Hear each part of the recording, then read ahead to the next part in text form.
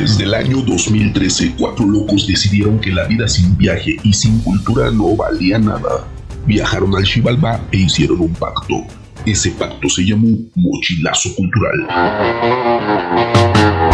Tú estás escuchando el Mochi Podcast, el podcast oficial de Mochilazo Cultural. Servidor y amigo Ángel Abraham Chávez, transmitiendo desde la Ciudad de México, o más bien grabando desde la Ciudad de México para todo el mundo. Vamos a saludar a nuestros colaboradores. Ahora vamos a empezar desde donde comienza México, que es allá en la isla del sur de la República, en la isla de Cozumel. ¿Qué onda, Fran? ¿Cómo estamos? ¿Qué dice la isla? Hola. Muy bien, todo muy bien. Buenas tardes, buenas noches o buenos días, depende de donde nos estén viendo. Ok, vamos al centro de la República, vamos con nuestra iconóloga desde el Estado de México, Julieta Ramos. ¿Qué onda, Julieta? ¿Cómo estamos? ¿Qué dices? Hola, amigos, ¿cómo están? Yo muy bien, como siempre, alegre, feliz y contenta de compartir con ustedes, mis grandes amigos. ¿Ya estás aburrida de estar encerrada o sí has salido? Sí, la verdad ya me hace falta salir, perdida a caminar, hacer ejercicio. Vientos, sí, todos ya queremos disfrutar un poquito del aire libre. Vámonos hacia el norte, un poquito hacia el norte, en realidad es el Bajío, pero pues en este podcast representa al todo el norte de la República, el señor Alejandro Mora, productor de este podcast. ¿Qué onda, Alex? ¿Cómo está Querétaro? Muy bien, muchas gracias. Yo también, por cierto. Ok, qué bueno que ambos estén bien. Querétaro y el productor Alejandro Mora, que ya nos irá platicando a ver cómo está todo el Bajío de la República Mexicana y también si ellos ya se aburrieron o no se han aburrido. Pues bien, hoy vamos a platicar de diferentes temas y obviamente tenemos todavía algunos temitas pendientes, pero también vamos a hablar de algunos destinos para realizar actividades al aire libre en México, porque como sabrán ustedes, después de todo este apocalipsis zombie que hemos tenido, vamos a necesitar realizar algunas actividades turísticas y lo que se comenta es que el turismo local es el que va a estar levantando el turismo en los diferentes países. Obviamente aquí en México pues también el turismo local va a levantar a México, pero también se habla de que incluso el turismo de negocios puede ser el primero que se reactive, y si hablamos fuera del turismo de negocios, hablamos del turismo en general, las actividades al aire libre serán también las primeras que levanten el vuelo, ¿ok? Entonces, vamos a platicar un poquito de eso. Vamos a entrar antes que nada a temas polémicos en relación a cómo vamos a regresar después de la pandemia. Entonces, por ejemplo, hemos estado viendo por ahí varias conferencias, varios webinars, y lo que comentaba Julieta en el grupo que tenemos es algo muy interesante y un tanto polémico. Cuando veíamos un webinar de una química por ahí que estaba dando recomendaciones acerca de los recorridos turísticos, yo igual me llamó mucho la atención lo que decía la química. Es una química farmacobióloga la que estaba dando las recomendaciones y decía, para los que vayan a dar recorridos turísticos, ya no se van a hacer grupos grandes, nada más van a ser grupos de la mitad, todos con guantes, todos bien tapaditos. El chofer, recuerdo que dijo, el chofer de la camioneta, de la van, tiene que estar, tener un plástico dividido, nada de que se comparten los box lunch, es más, de preferencia que ya no haya box lunch, también dijo, y nada de que se vayan a compartir, se prohíbe que los asistentes se toquen, etcétera, etcétera. Es decir, toda una serie de elementos que yo, la verdad, cuando proponen todo esto, no sé qué digan aquí nuestros compañeros, cuando proponen todo esto, lo único que hacen es tal vez ahuyentar al turista o hacer que ya no quieras viajar, porque yo cuando escuché que voy a viajar como si fuera yo a Chernobyl, o sea, no, qué flojera, ¿no? O sea, nada más el hecho de escucharlo me tensa. No sé qué opinen ustedes. Solo el hecho de trabajarlo es súper flojera, todas esas medidas. Aunado al hecho de que en la calle pues hay gente que ni siquiera se cuida, se protege, y nosotros con los miles de protocolos encima, pues no. A mí de yo verdad pienso, desde el lado comercial, no sé qué tan rentable es para el productor, para el guía, para la gente que está invirtiendo su dinero en crear las experiencias. Y sí, y claro.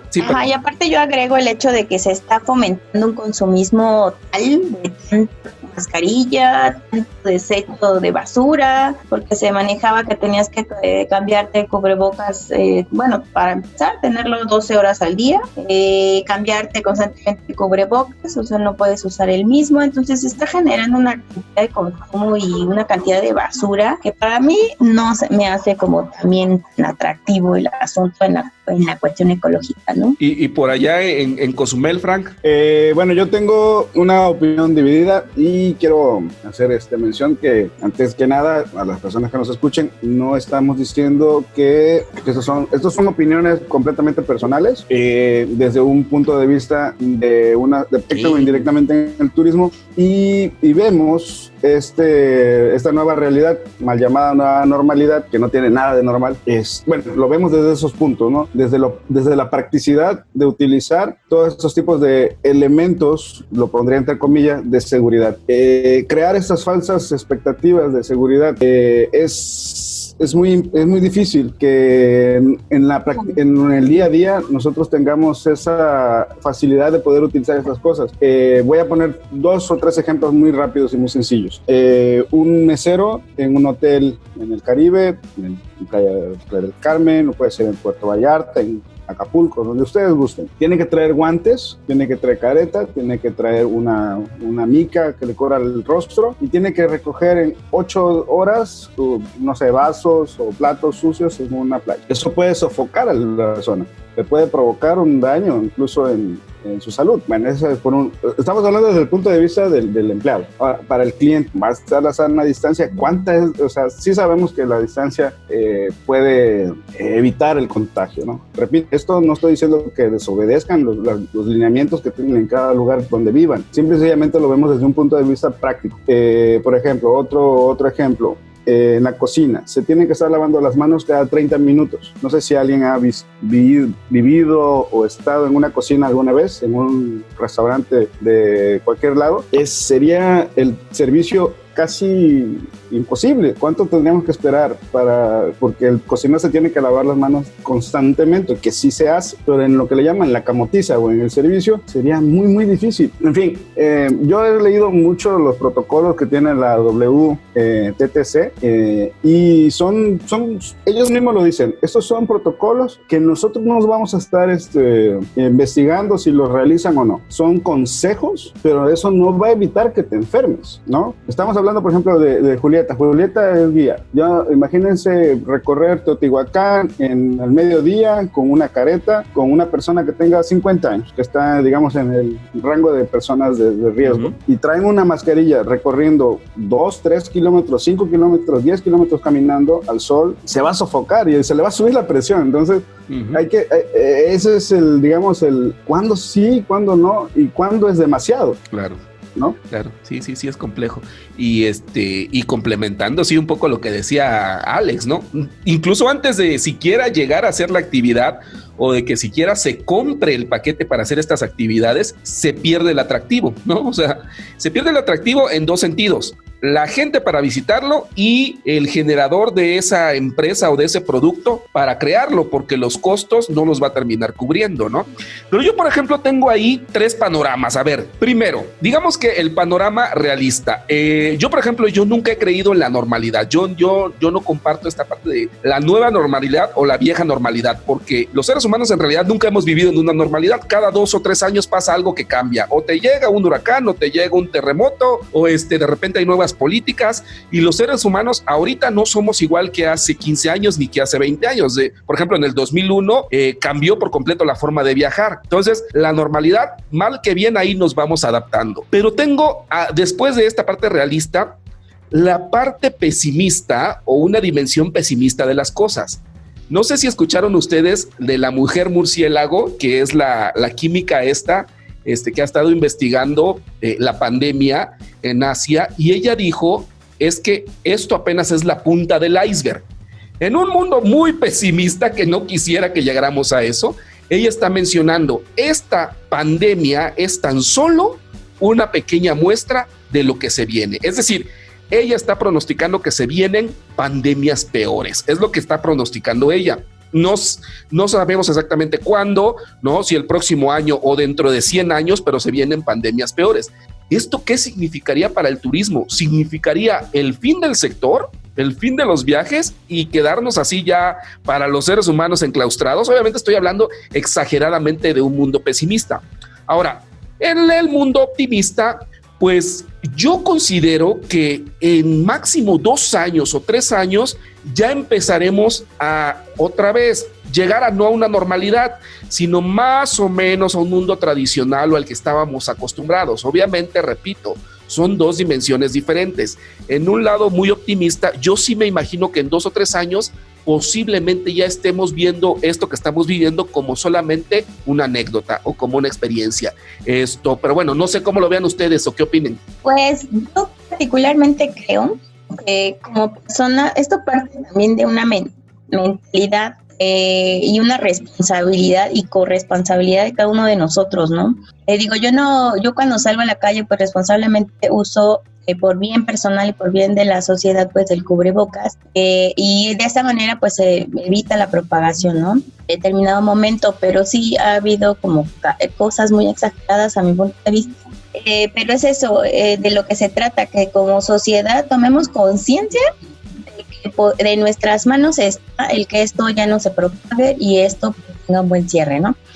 Pero si no lo hacemos así y unos actuamos con protocolos super excesivos y otras personas están en la calle sin absolutamente ningún tipo de cuidado, pues ahí se habla de que pues hay una despreocupación social y una responsabilidad social. Entonces ahí la invitación es de que todo mundo acate pues ciertamente la cuestión del cuidado, ¿no? Y eso es por conciencia y por humanidad, ¿no? Ok, a ver, Frank.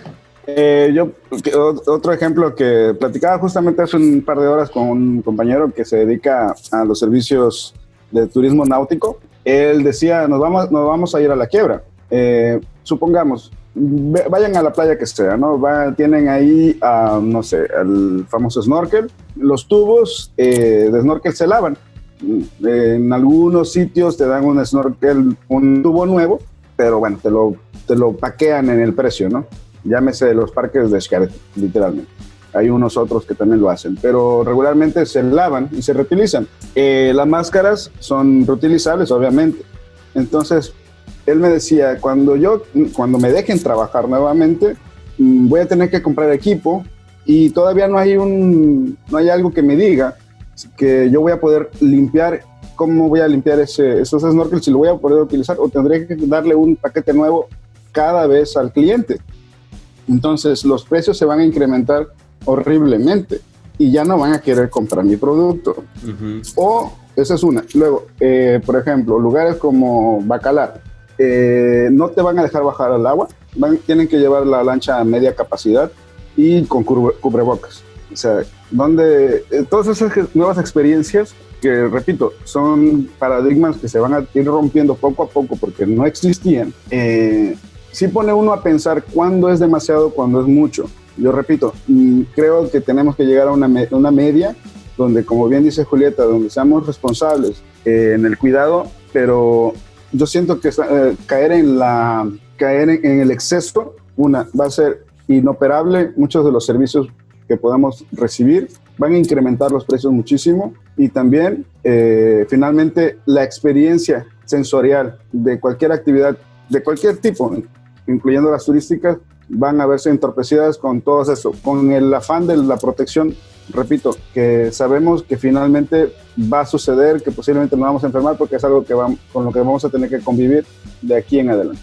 A ver, Alex. Creo que estamos esperando todos los que nos hemos dedicado en algún momento o que actualmente esa es nuestra principal apuesta de negocio, a los servicios como el entretenimiento, el turismo, la hotelería, bueno, los restaurantes y muchos servicios que son de contacto y de convivencia constante.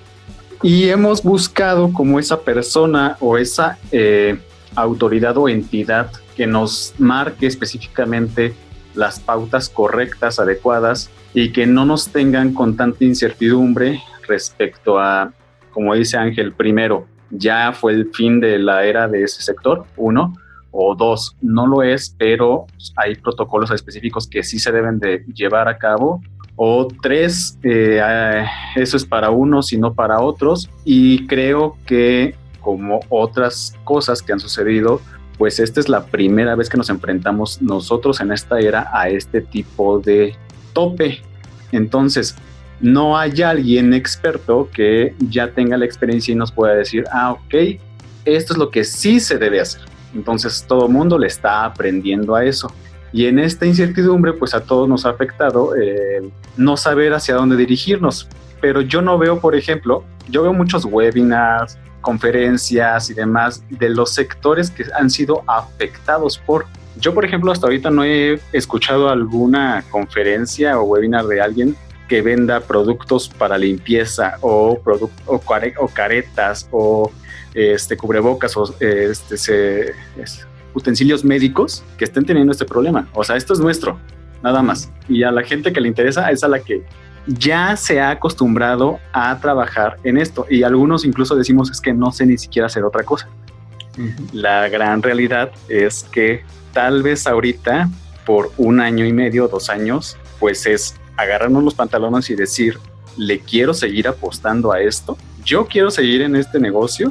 ¿Yo lo veo como negocio? ¿O mejor me empiezo a virar a otro espacio? Y creo que es decisión y determinación de cada quien. Hay cosas que se van a seguir vendiendo. Yo, por ejemplo, yo no pienso bajarme del barco de entretenimiento y de alguna manera voy a seguir, pero sé que como sustento tengo que buscar otra manera de obtenerlo. Y cada quien va a tener formas. Hay un amigo que vende productos de limpieza y le alcé la mano y le dije, güey, te ayudo. Uh-huh. Así de simple, te ayudo. Y de alguna manera, como decían mis antecesores, unos centavitos me están llegando. Pues sí. Pues sí, a ver, Frank. Así le vamos a tener que seguir apostando a ese tipo de cosas mientras llegamos a una convención o a una decisión común respecto a hacia dónde nos vamos a dirigir y qué tanto nos vamos a exponer. Porque yo sí tengo una postura. Creo que sí es un poquito irresponsable decir no le hago caso a todos los lineamientos cuando, aunque tal vez el que lo está poniendo no conoce si esos son los correctos o no, pues es la autoridad que le está tocando ahorita determinar que eso es lo más adecuado. Es un virus y al final de cuentas, aunque a muchos no nos guste escucharlo, pronto nos podemos cualquier persona contagiar, sí, con mucho o poco cuidado. Entonces, si todos nos podemos contagiar y todos podemos estar en ese lado, pues tal vez lo más responsable ahorita es que no sea tan rápido el ritmo de contagios porque hay una sola certeza en todo esto, y es que en el mundo ningún sistema médico está suficientemente preparado para atender a un chingo de gente enferma al mismo tiempo. Ok. Y es que algo de lo que comentaba Frank, no, ni tanto que queme el santo, ni tanto que no lo alumbre. A ver, Frank. Seamos honestos. Nosotros dependemos de un 70% aproximadamente del turismo americano. En las playas de Florida y todo eso, están las personas en la playa. Lo vimos ahorita en las manifestaciones. O sea, la gente está harta de estar encerrada. Entonces, repito, vamos a tener que acostumbrarnos, vamos a tener que quedarnos a sobrevivir en esto. Vamos a tener que adaptarnos y seguir adelante aún con eso. Pues bueno, mientras son peras o son manzanas, pues resulta que intentaremos rescatar nuestro sector turístico como sea. De alguna manera, como dijo Frank, pues estas crisis traen áreas de oportunidad y pueden incentivar la creatividad. Y en México pues tenemos muchos lugares que se pueden visitar porque se pueden hacer muchas actividades al aire libre, ¿no? Y Julieta nos va a recomendar algunos lugares para empezar a visitar ahora que podremos hacer un poco más de actividades al aire libre y que además recomiendan que no estemos tan aglomerados o que estemos tan encerrados en los hoteles o en los all inclusive, sino que salgamos a la naturaleza, ¿no? Finalmente, pues a lo mejor ahí en la naturaleza podremos estar por lo menos un poco más tranquilos. No sabemos si estaremos a salvo, pero por lo menos estaremos más tranquilos. A ver, Julieta, proponnos algunos lugares para visitar y hacer actividades al aire libre. Bueno, pues tenemos el primero, que es el Nevado de Toluca. Tenemos harto espacio para mantener la sana distancia. Ajá, ahí sí hay espacio. Puedes empezar, ¿no?, felizmente llegando en tu auto, si es que no nos quieren llevar en masa. Uh-huh. Y puedes caminar desde las faldas del Nevado, ajá, hasta el pico, en un tránsito, caminata, de aproximadamente unas 5 horas. Buen paso, ¿no? Oye, Julieta, perdón que te interrumpa, tú que has hecho este recorrido varias veces. Es que por ejemplo, las personas que no tenemos condición física, supongo que batallaríamos mucho, pero tú me has comentado que hay dos opciones, que está la parte de caminarlo y está la parte light, ¿no? que te suben en tu camioneta, ya para los que de plano, pues sí, no tenemos buenos pulmones. Ángel, no insistas, tú no eres mercado para eso. A ver, hay coronavirus, tú no estás bien. Hoy no. Tienes condición. Yo refuto de Alejandro Mora. Yo creo que va a ser una de las... Bueno, de hecho, si buscan en la página, van a ver que las tendencias son el campismo, ahí está el glamping, y todas estas actividades al aire libre van a ser lo que nos va a sacar del apuro. Porque finalmente vamos a estar, o estamos cansados de estar encerrados y vamos a buscar espacios abiertos. Y hay que salir para afuera, dicen. Hay que salir para afuera, sí, exactamente. Sí, pero sí, no es mercado.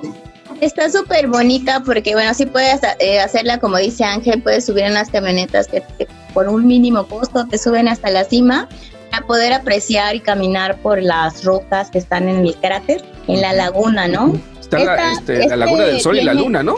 El Sol y la Luna, y están a una altura aproximada de 4.680 metros sobre el nivel del mar. Lo padre de esto es que, bueno, pues ahí puedes hacer tu senderismo de manera segura, hay policía montada, puedes caminar alrededor del cráter, puedes acabarte el oxígeno que quieras allá, y como bien dice Frank, los pulmones. Puros incentivos, yo ya me estoy mareando, yo me mareo, me acuerdo que hace poco fui al DF y salí con Ángel, fuimos ahí al Foro Sol y esto, fui justamente al Sobrevive Latino. Al Sobrevive Latino. Y ya estaba mareado de la altitud de la Ciudad de México. Ya me imagino en Toluca. 4.400 metros de altura.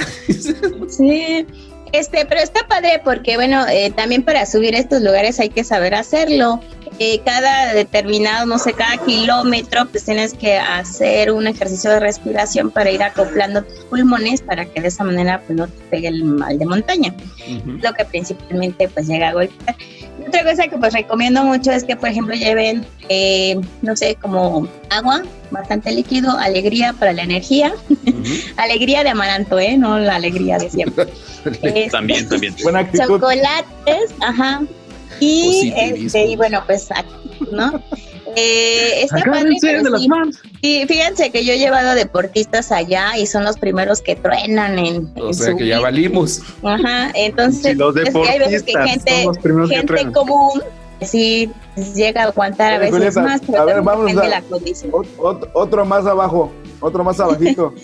Es que a ver, el Nevado de Toluca a mí me interesa mucho, me gustaría, pero yo pensando en la salud de todos los que estamos en este podcast, digo, el Alex con su migraña, el Frank que tiene unos kilitos de más, su servilleta con unos pulmones horribles, o sea, pulmones muy maltratados. Pero quiero contarles una experiencia que tuve en el Nevado que me tocó hace muchos años, yo creo que unos 6, 7 años.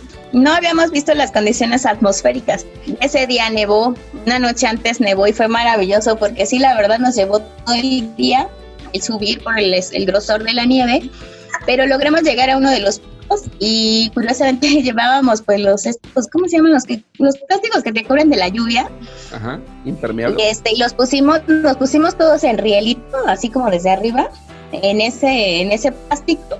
Nos aventamos desde la colina y la verdad fue una experiencia maravillosa y una de las más especiales porque fuimos dejando el surco hasta que bajamos. Ese día hasta nos llovió, volvió a nevar y bajamos de ahí, porque fue en una práctica, me acuerdo. La salida de ahí tenía que ser a las 5 de la tarde. Solo estábamos bajando a las 5 de la tarde, llegamos a las 7:30 de la noche, casi las 8, hasta las faldas donde estaba el transporte. Es una experiencia que de verdad la recomiendo mucho. Oye, Julieta, para ver nieve. Entonces, para los que no tengamos la posibilidad de ir a Aspen o a los Alpes suizos, lo más cercano, váyanse al Nevado, sí. Con agüita. Recomiendo al 1000. Con amaranto y agüita y vas poco a poco y ahí vamos a ver tus Alpes, ¿no? Y yo creo que una de mis misiones va a ser llevármelos a ustedes. Con alegría.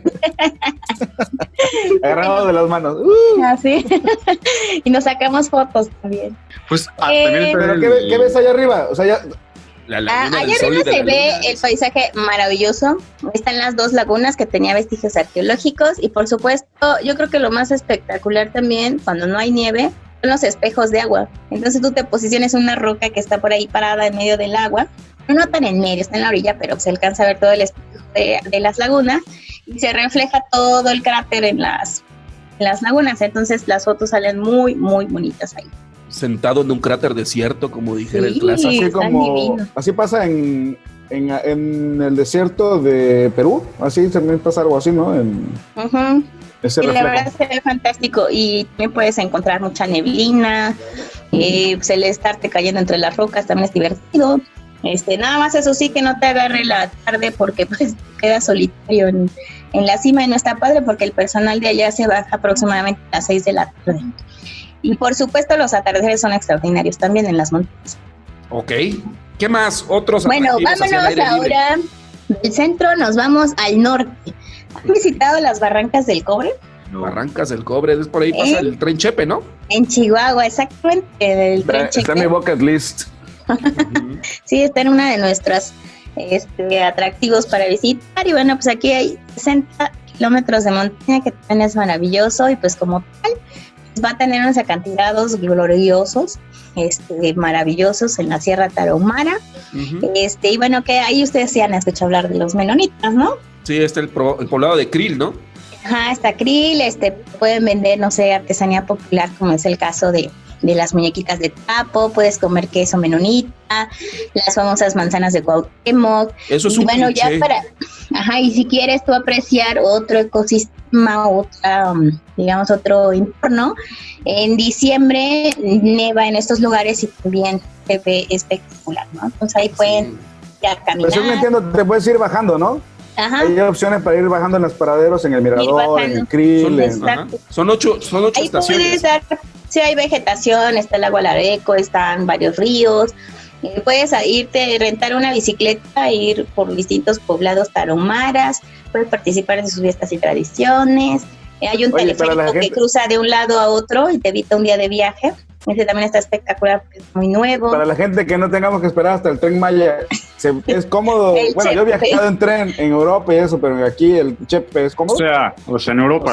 O sea, no sé Normal. allá, no sé aquí, pero en Europa. Por supuesto. Sí, Obligado. ese también está padre. Y pues caminar, son rutas muy padres, pueden encontrar pinturas rupestres, entonces tiene todo para hacer de todo tipo de actividad, ¿no? Sí, sí, por lo que comentaba Frank, o sea, las 8 estaciones del tren Chepe, y yo creo que son interesantes. Te puedes bajar en una, haces un recorrido y luego te subes y continúas, ¿no? Ahora, el tren Chepe no es para nada económico.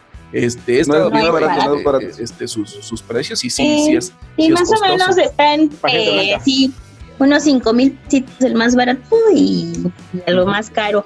Aparte Leí hace de que poco es una... que está a la mitad. O sea, no sé, la verdad no chequé. No terminé de 40%. checar si la fuente es fidedigna, pero vi que estaba a la mitad de costo. Bueno, me imagino que Pues ahorita ahorita. pues, habrá muchas promociones, ¿no? Como todos los atractivos. 40% para reservando ahorita hay 40%. Pero lo que sí es cierto, o sea, bueno, ahí entramos en el debate de siempre, ¿no? Barato no es, No pero es. barato en comparación con qué. Porque un Eurorail te cuesta ¿cuánto? 26 euros, ¿no? ¿Cuánto más o menos? El Eurorail ha de andar ahorita. No, es que depende porque te lo venden por días, ¿no? O sea, creo que de 30 días, Ajá. hay de 30 días y hay el máximo creo que es de 3 meses el Eurorail, ¿no? Y Exacto, venden de una entonces, semana. Hay baratos, pero vale, ¿no? O sea, Exactamente.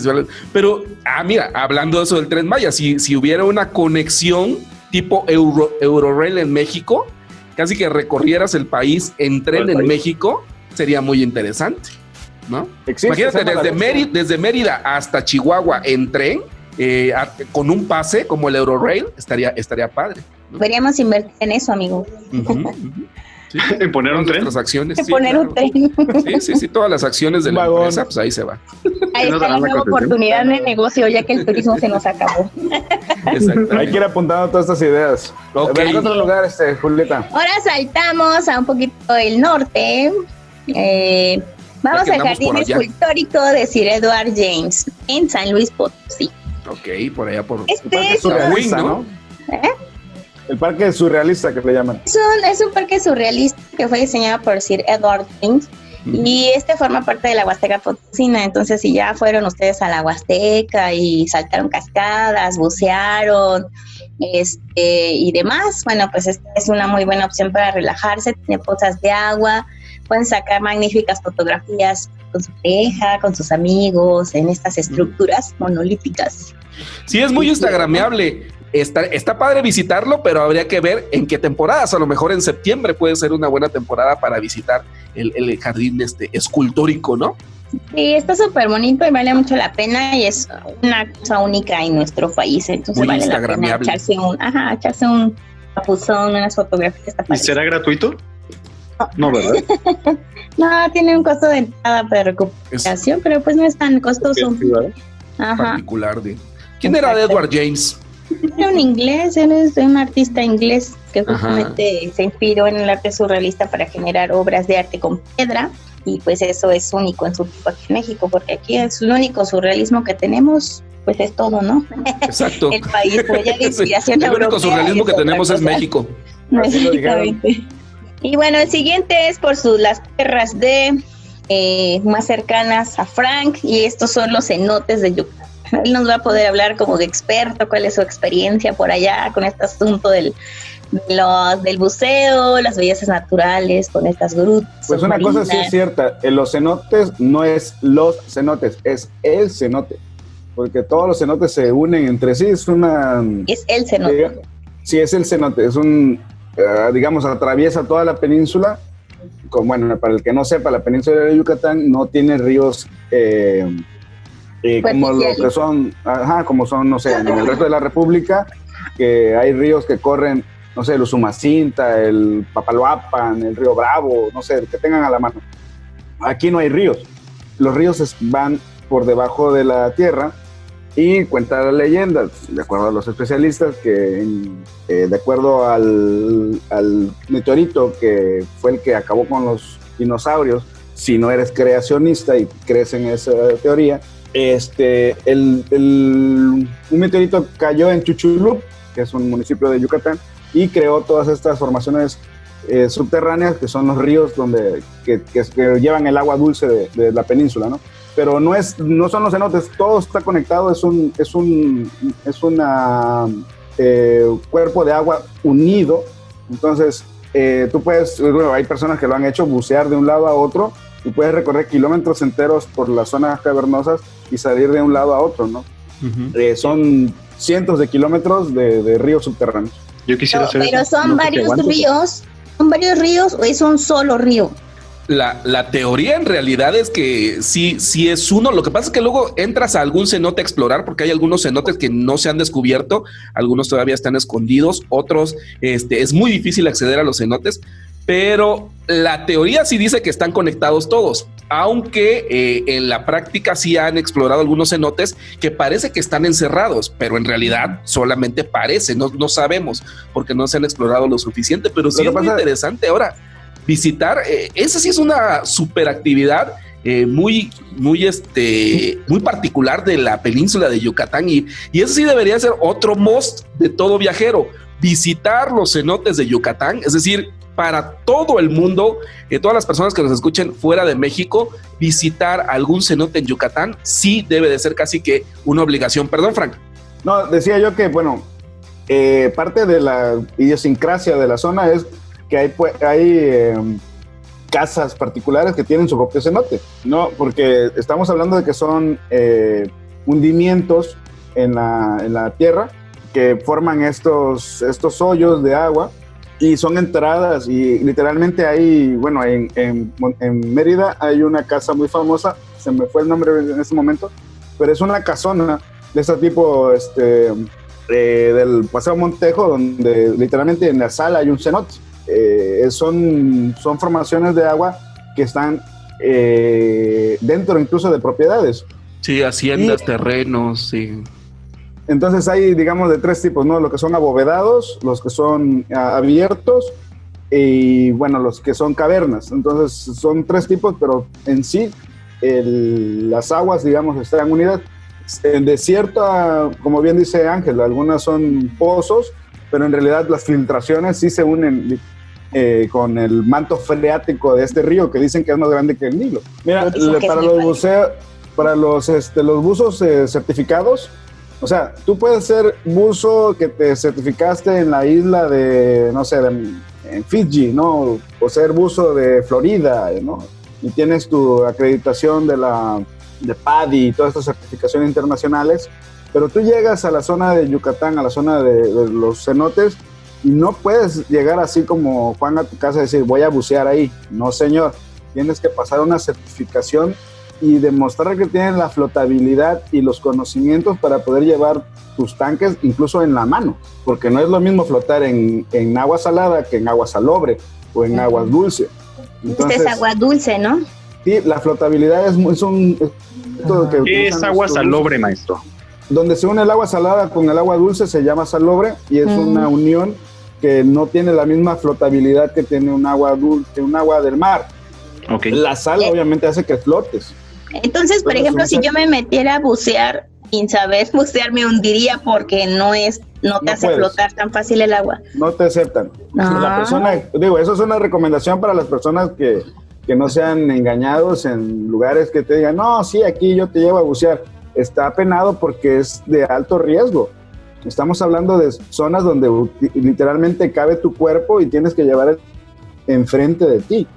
O sea, no es para cualquier persona. Tienes que hacer un buzo con ciertas características y con ciertas horas de buceo. Lo llevan en un log, una libreta de mar, como le llaman. Y luego puedes tener esa flotabilidad en esas áreas. Entonces no es para cualquiera, ¿no? Por ejemplo, aquí hay uno muy famoso que en todos los Instagram aparece, esos cenotes, que están en Valladolid, cerca de un pueblo mágico que se llama Valladolid. El del rayo de luz, ¿no? Ajá, exacto, es el que más fotografía porque son muy bonitos. Se llama Xquequén y ese cenote, según la leyenda, es que se llama Xquequén, se llama cerdo en maya, porque se supone que un cerdo cayó y así lo encontraron, ¿no?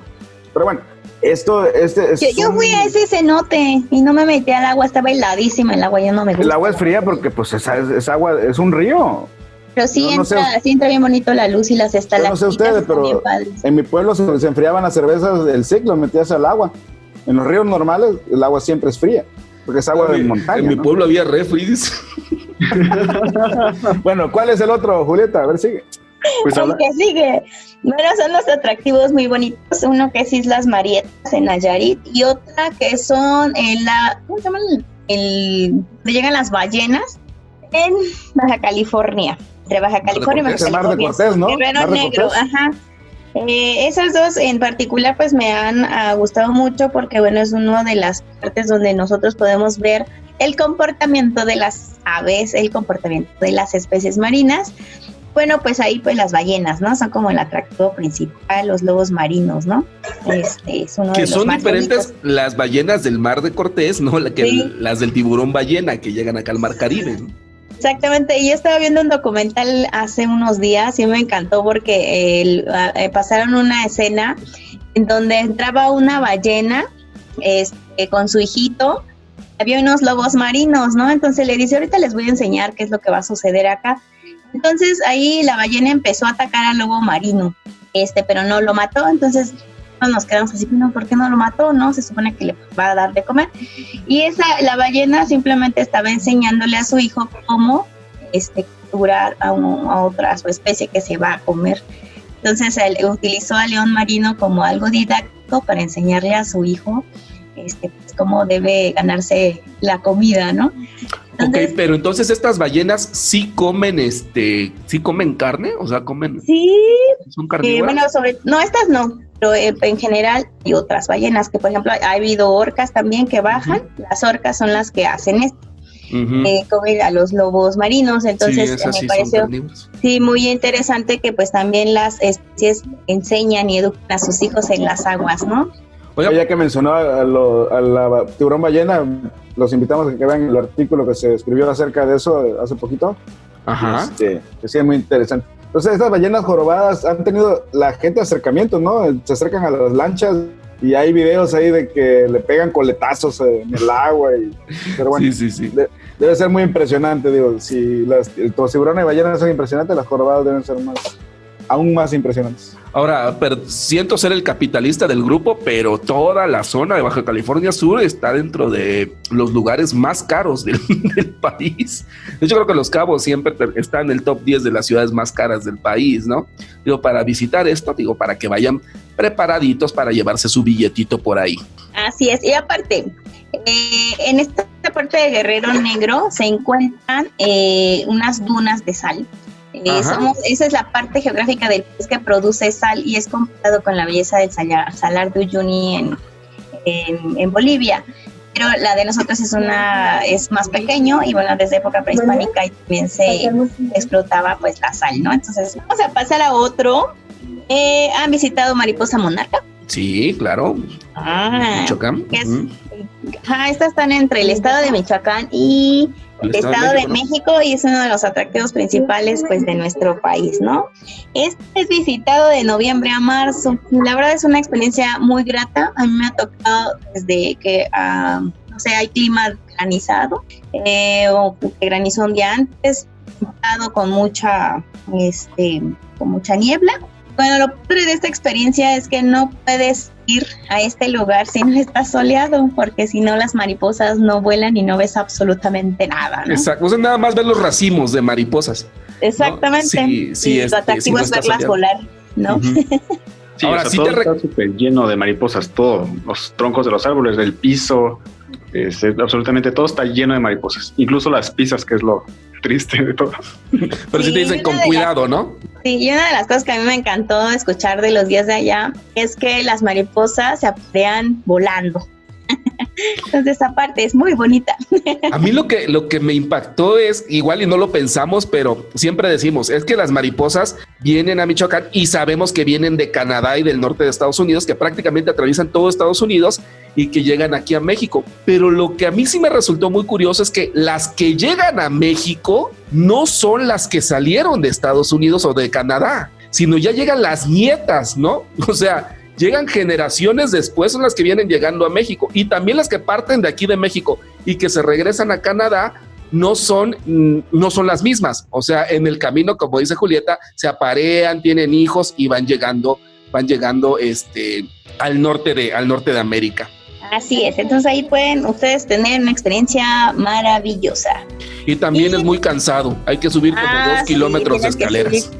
Y subir mucho cerro. Oh, te cansas, ¿sí? Sí, pero es una experiencia que vale la pena, si vienen aquí.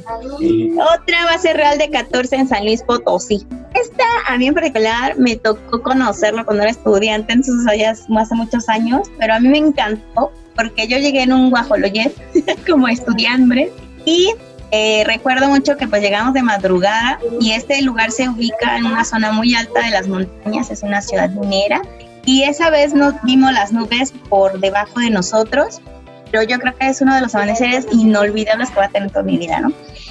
Cuando empezó a amanecer, justamente empezaron a caer como esas luces celestes que, bueno, en el norte de México se le conoce como aurora boreal, pero aquí eran pues rayos alfa y gamma, ¿no? Eran como esas nubes rosas, azuladas y bajaban del cielo, entonces acompañado de un cielo estrellado pues se veía espectacular, ¿no? Real de 14 estuvo muy de moda en los años 90, yo me acuerdo. Todo el mundo quería ir a Real de 14 para ir a comer peyote. Sí, es maravilloso. Nosotros, Morita, fuimos allá en una llegada de teatro porque estábamos en teatro en el Politécnico. Uh-huh. Y nos pasaron a eso de las 5 de la mañana por el túnel Ogarrio y pues nos espantaron porque decían que parecía un fantasma que le decían el Jergas. Entonces pues íbamos bien temerosos ahí como buenos estudiantes. Ya nos pasaron, pero yo creo que es uno de los lugares que se ha detenido en el tiempo porque parece una ciudad minera de hace muchísimos años. Estaba súper como austero.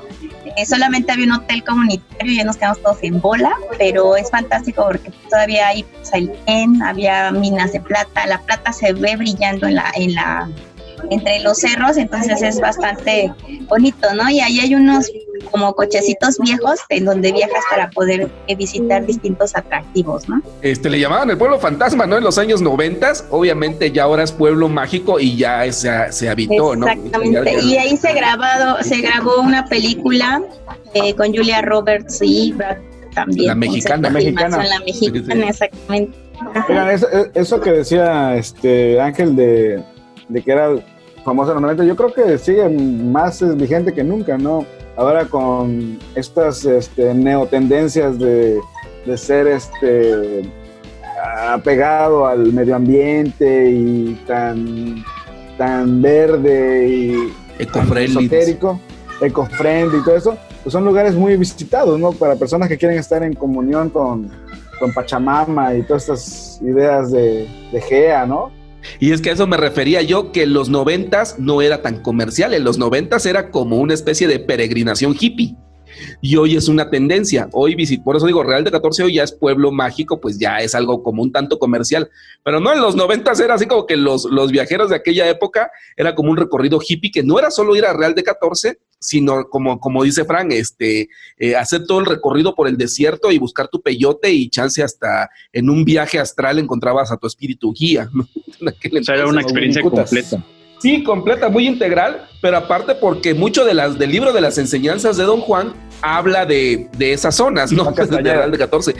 Lo pongo ayer que estaba yo hojeando aquí en mis libros y no me acordaba que aquí lo tengo, el de las enseñanzas de Don Juan.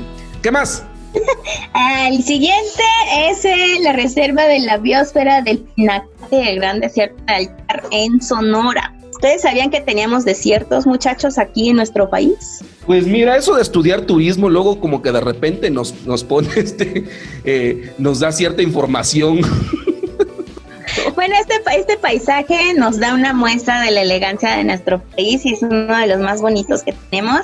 Este es muy famoso por tener unos cráteres gigantes de gran elegancia, ¿verdad? Y bueno, hay uno que se llama el Elegante y otro que se llama el Tecolote. Entonces, en este puedes llegar caminando, en jeep o en caballo.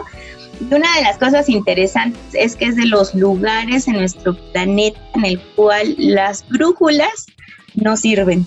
Entonces, esa es la parte enigmática del desierto. Y se le llama el pinacate por ese animalito mexicano que también se llama el pinacate. Uh-huh. Entonces, pues también está como el desierto del silencio, ¿no? Sí, como la zona del silencio. Uh-huh. ¿Eso dónde es? Nunca lo había escuchado. Que las brújulas se pierden, ¿no? y el Frank desde ¿cómo? O sea, ¿en qué mundo vives? Dice. Es que es del silencio, entonces no se da. No, pues ahí es para los que son amantes del fenómeno ovni. No sé por qué le dicen fenómeno esotérico. OVNI. Lo esotérico. Entonces ahí es donde se ven avistamientos de la cultura ovni. Pero bueno, es interesante lo que decía Julieta, de que sí. Es importante mencionar, ¿no? Porque ahí sabemos que nos escuchan de varios lados. En México hay una biodiversidad enorme, o sea, tenemos desiertos, hay de todo, ¿no?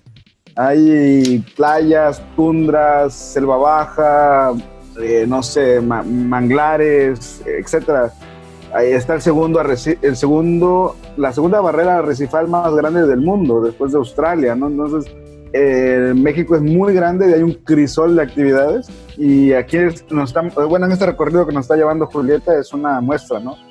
Pasamos de las montañas, de los barrancas del Cobre, hasta pasar por la zona del desierto. México es grandísimo, ¿no?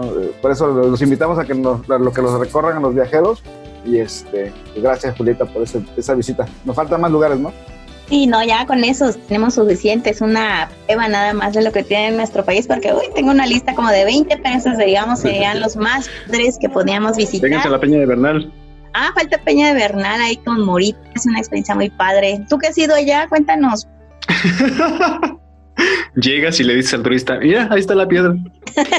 Es que Alex siempre dice eso. Es como decir, todo el mundo habla de la Peña de Bernal y piensan que así como que hay que hacer miles de cosas espectaculares y todo, pero no, es de que llegas a la Peña de Bernal y le dices, pues sí, literalmente le dices al turista, mira, viniste a ver la Peña de Bernal, es eso que está ahí. Ahí está. No, sí la puedes subir, sí está padre, hay experiencia y sobre todo gastronómicas alrededor, pero y vinícolas. Pero ahí fui a Brillante, la Peña verla, eso, pues queso y vino, Fraichonet y toda esa zona, ¿no?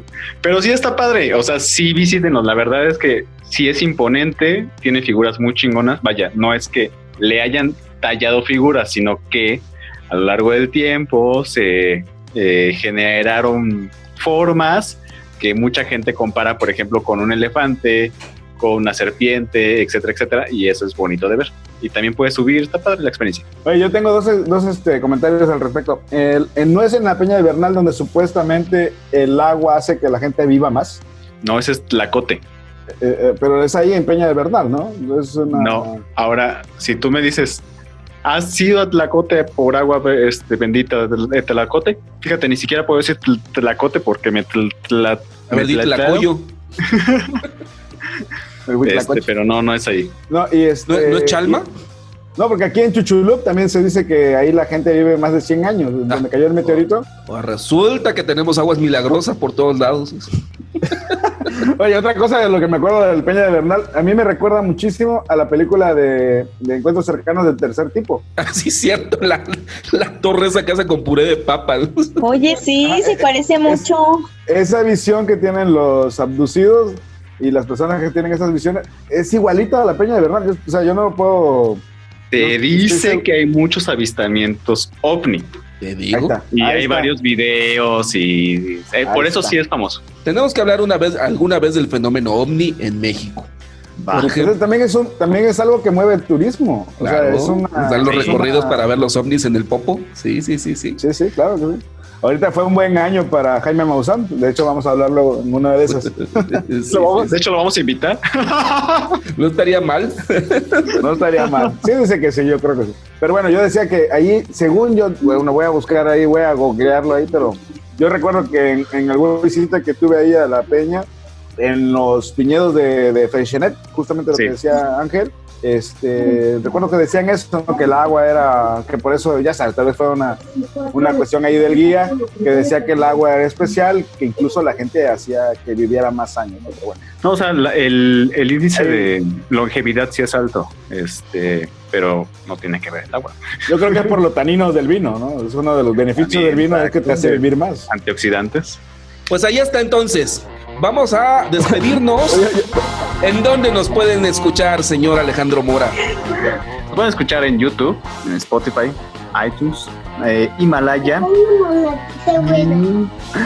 y en iVoox. Ok, en YouTube también, ¿no? Subimos los podcasts, ¿ok? Pues bien, pues muchas gracias a todos, muchas gracias Alex, muchas gracias Julieta, muchas gracias Frank. Un gusto. Servidor y amigo Ángel Agarán Chávez. Ya saben, pueden visitarnos en nuestra página web, mochilazocultural.com. Síganos también en Facebook como Mochilazo Cultural, en Twitter como @mochicultural y en Instagram como Mochilazo Cultural para que vean diferentes imágenes de México. ¿Ok? Entonces, pues, adiós a todos. Bye, bye. Bye. Adiós. Bye. Chao. Cuídense. Esto fue el Mochi Podcast, el podcast oficial de Mochilazo Cultural.